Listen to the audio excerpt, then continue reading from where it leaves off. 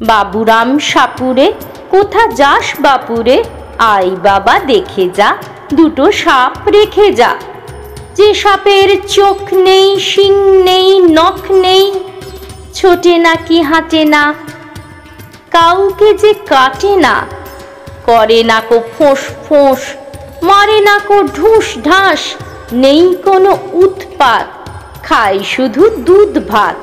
সেই সাপ জ্যান্ত, গোটা দুই আন্ত, তেড়ে মেড়ে ডান্ডা করে দেই ঠান্ডা।